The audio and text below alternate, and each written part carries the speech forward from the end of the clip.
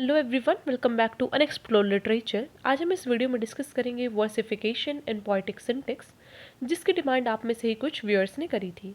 Start करने से पहले मैं आपको ये बताती हूँ कि मैंने एक एक्सपेक्टेड क्वेश्चंस की वीडियो अपलोड करी है। प्लीज़ डू चेक दैट, ताकि आपको जो सैम्पल क्वेश्चंस हैं उनका पता लग जाए। अभी सीधा टेक्स्ट को स्टार्ट करते हैं। इस टेक्स्ट का जो फर्स्ट पार्ट है वर्सिफिकेशन, उसे लिखा है जॉन स्टेलवर्दी ने। इन्होंने एक ऐसे लिखा था जिसका नाम था वर्सिफिकेशन। उसके अंदर ये जो पब्लिश करवाया गया था 2005 में।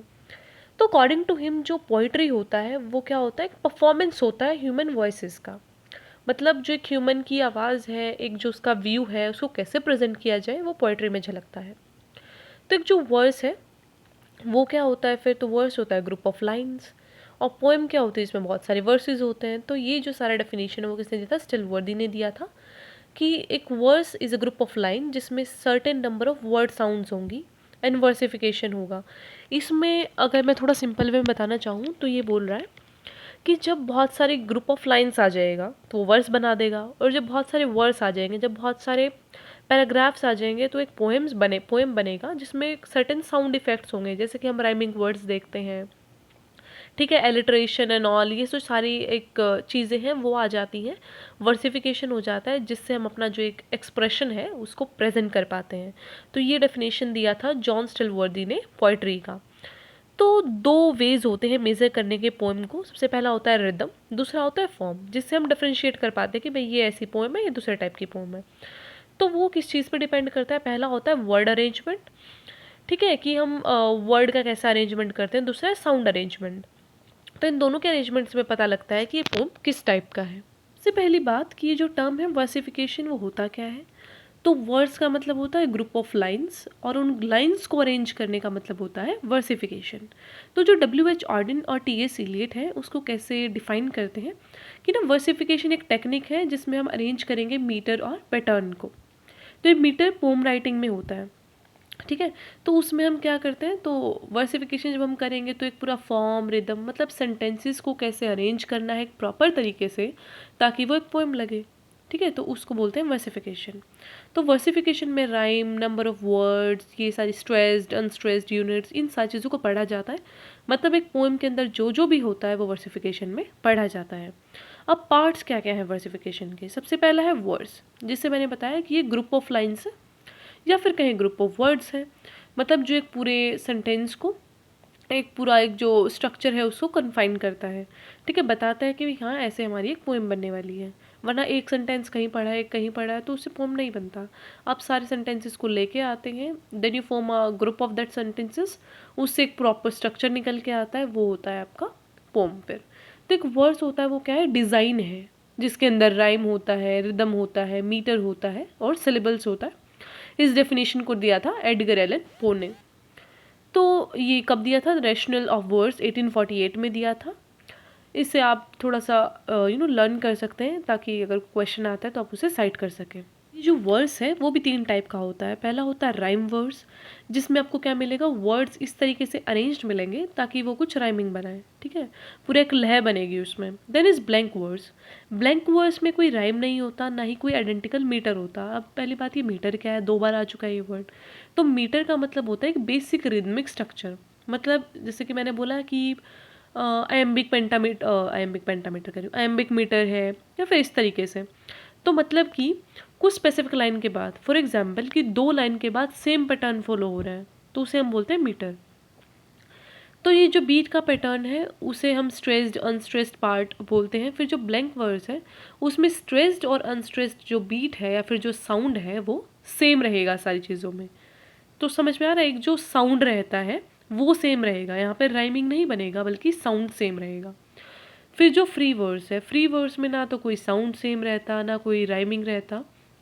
इसमें क्या रहता है, एक फ्रीडम है आपको कि आप कितना भी रेगुलर लिखिए, कुछ ज़्यादा स्ट्रेस आपको करना नहीं होता। तो जो 20th सेंचुरी का पोएम आया उसके अंदर ये जो फ्री वर्स है उसको बहुत ज़्यादा इम्पॉर्टेंस मिला, और पोइट्स ने इंग्लिश पोइट्री में ये जो है एक्सपेरिमेंट किया कि भाई हम ये जो ब्लैंक वर्स है और राइमिंग वर्स है इसको छोड़कर फ्री वर्स को प्रैक्टिस करेंगे।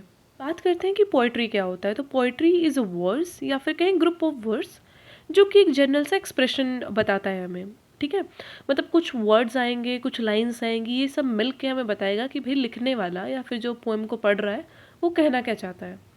ठीक है, तो something which does not even require the instrument of words but can speak through the other Audible symbols called musical sounds.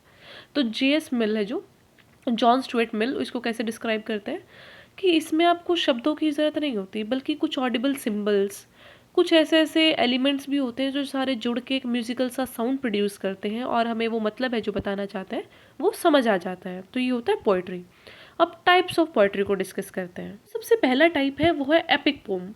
तो जो जॉन स्टिलवर्दी है वो डिफाइन करते हैं इसको, एपिक पोम को, कि एक ना लॉन्ग सी पोएम होएगी, उसके अंदर एक मोड ऑफ नरेशन होगा, मतलब कोई कहानी को बता रहा होगा, और इसमें सबसे इम्पॉर्टेंट बात होती है कि ना एक इम्पॉर्टेंट सा इवेंट बताया जाता है कि भाई उस टाइम पे ये चीज़ हुई थी और उसको हम एपिक तरीके से बता रहे हैं। ठीक है, जैसे कि मैं तुम्हें एग्जांपल के तौर पे बताऊं तो रेप ऑफ लॉक इसका है, पॉप का एक पोम है, उसमें बताया गया है दो फैमिली की लड़ाई के बारे में।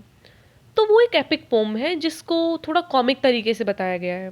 तो ऐसा ही होता है कि पूरे एक इवेंट के सेंटर पे, मतलब एक इवेंट को हम सेंटर पे रख के उसके इर्द गिर्द ही उस पूरी कविता को प्रेजेंट कर देते हैं, that is epic pome.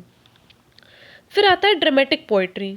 Dramatic poetry क्या होती है, एक बड़ी भी हो सकती है, छोटी भी हो सकती है, एक स्पीच पोम होती है जिसमें कोई आदमी अपनी स्पीच देता है और वॉइस ऑफ कैरेक्टर में लिखी जाती है। ये लाइक मोनोलॉग भी हो सकता है, डायलॉग भी हो सकता है। इसका एग्जाम्पल है यूलिसिस, जो कि एल्फ्रेड टेनिसन ने लिखा था 1842 के अंदर।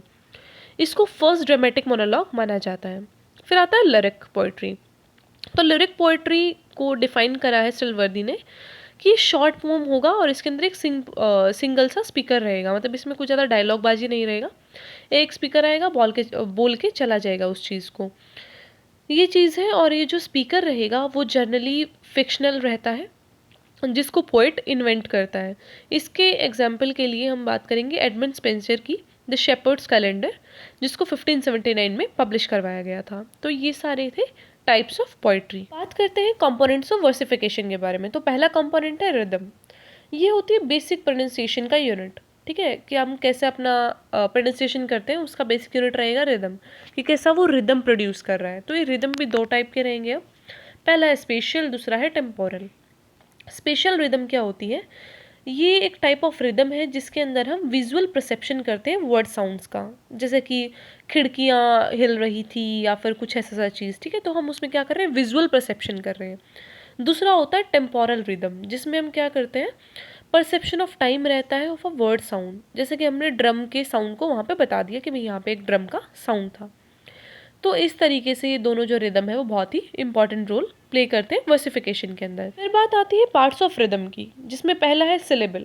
अब सिलेबल का मतलब होता है साउंड से रिलेटेड, मतलब एक जो फोनेटिक्स होता है उससे रिलेटेड कि कैसा हम साउंड प्रोड्यूस करते हैं। तो एक जो फेनोम होता है वो होता है smallest sound of a word. फिर आता है मीटर। मीटर में हम मेजरमेंट करते हैं कि कहाँ पे स्ट्रेस्ड है, कहाँ पे अनस्ट्रेस्ड है।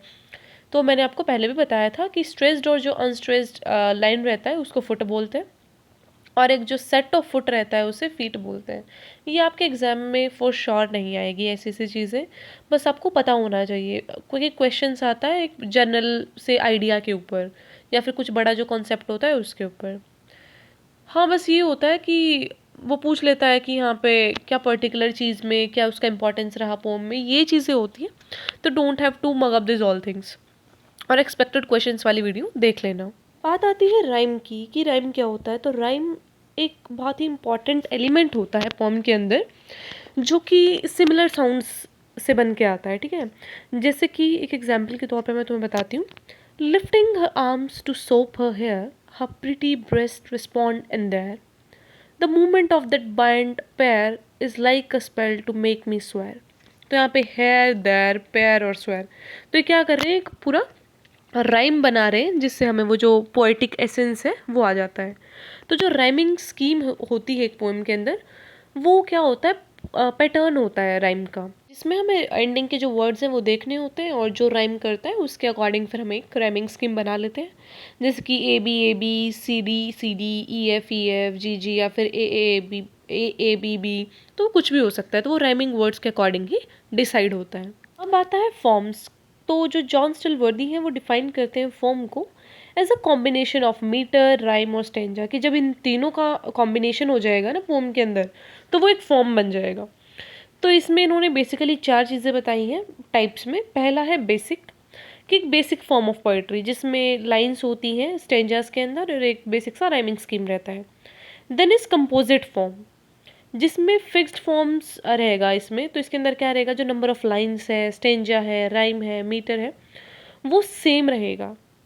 ठीक है, मतलब आपको एक बता रहा है, जैसे मैं बोलूँ कि एप्पल, ठीक है, अब ये वाला हिमाचल का सेब है, ये वाला वहाँ का सेब है, तो आपको कैसे पता लगेगा ये चीज़, कि उनकी फिक्स्ड आइडेंटिटी है कि वो वाला जो एप्पल है वो बहुत ज़्यादा रेड होता है, वो कुछ और भी फीचर्स लगा लो कि उसके अंदर थोड़ा सा सॉफ्टनेस होता है, तो ऐसा चीज़। तो उसी तरीके से इसमें है कि भाई ये जो बेसिक पोइट्री होती है ना उसमें तो फिक्स नंबर ऑफ लाइन्स होता है, वो हो गई बेसिक पोम।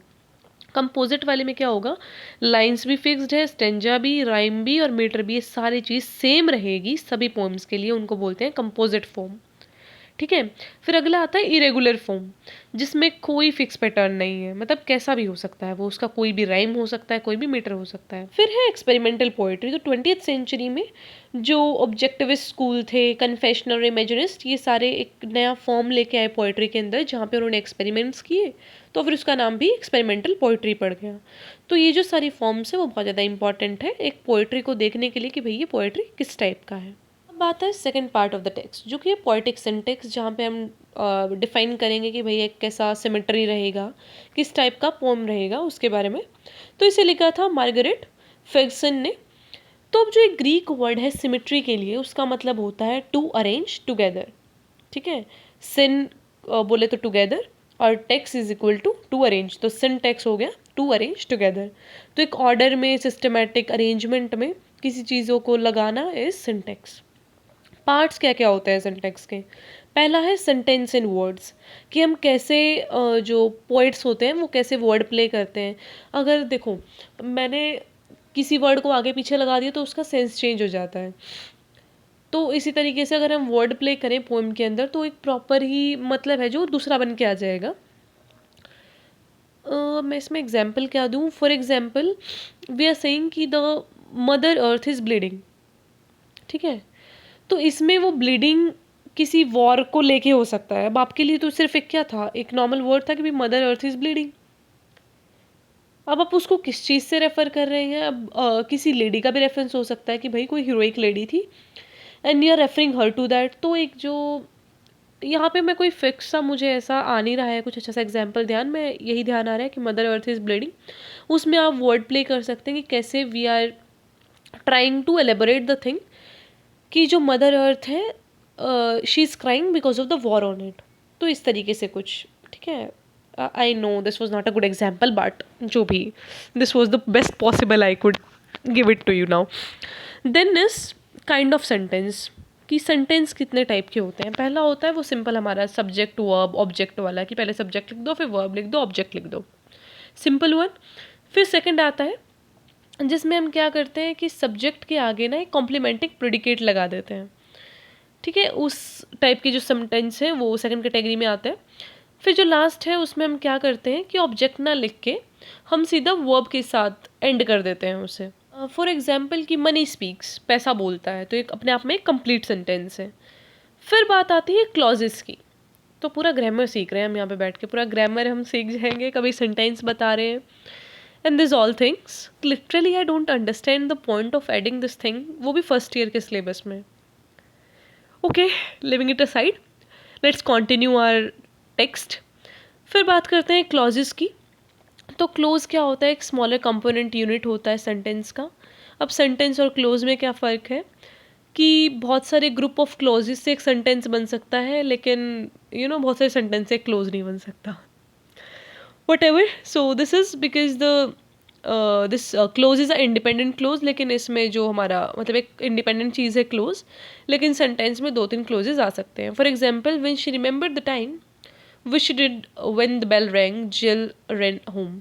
तो इसके भी काइंड्स बता रखे, मतलब टाइप्स ऑफ क्लोजेस बता रखे। पहला एडवर्बियल, तो इसमें क्या होगा, जो सबऑर्डिनेटिंग कंजक्शन होगा वो होगा after, although, if, because, whether, while. फिर है एडजेक्टिवल, जिसमें एडजेक्टिव्स होंगे, रिलेटिव प्रोनाउन से ये स्टार्ट होता है, जैसे कि दैट, विच, हु, हुम, हुज, और रिलेटिव एडवर्ब्स हैं जो उसको सपोर्ट करते हैं। मतलब इसमें ये भी हो सकता है रिलेटिव प्रोनाउन या फिर relative adverbs.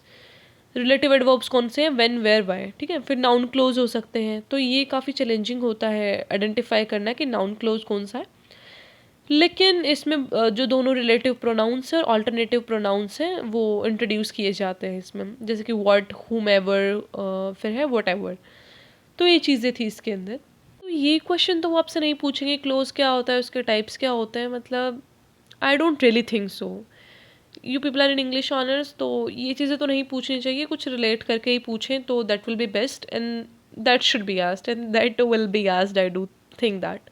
Then the next thing is move in the game, कि हम कैसे अपने जो सेंटेंसेस हैं उनको रखते हैं। अगर हम उसे अलग वे में रख देंगे तो वो अलग से जो है एक मीनिंग प्रेजेंट करेगा। तो डबल सिंटेक्स में हम क्या करते हैं, जब एक फ्रेज, लाइन या फिर सेट ऑफ लाइन्स दो अलग तरीके से प्रेजेंट किया जाता है, that is double syntax. The last thing is word order inversion. जब हम इन्वर्ट कर देते हैं स्टैंडर्ड सब्जेक्ट, वर्ब और ऑब्जेक्ट को, मतलब ये जो हमारा स्टैंडर्ड था ना, एक ये पहले सब्जेक्ट आएगा, वर्ब आएगा, ऑब्जेक्ट आएगा, उसको हम उल्टा सीधा करके जो एक सेंटेंस का फॉर्मेशन करते हैं उसे बोलते हैं वर्ड ऑर्डर इन्वर्जन, जो कि पोइट्री के अंदर मिलता है काफ़ी बार। So that's all about this text. I hope you understand that. अगर फिर भी कुछ समझ नहीं आया तो आप कमेंट कर सकते हैं। I read each and every comment of yours. Thank you so much for your constant support and faith. I'll be posting the videos for upcoming exams too. You can just type down this topics for whatever topic you want the video for. Then is don't forget to subscribe the channel, like the video and share it with your friends. I'll meet you in the next video. Till then, take care, stay happy, stay healthy.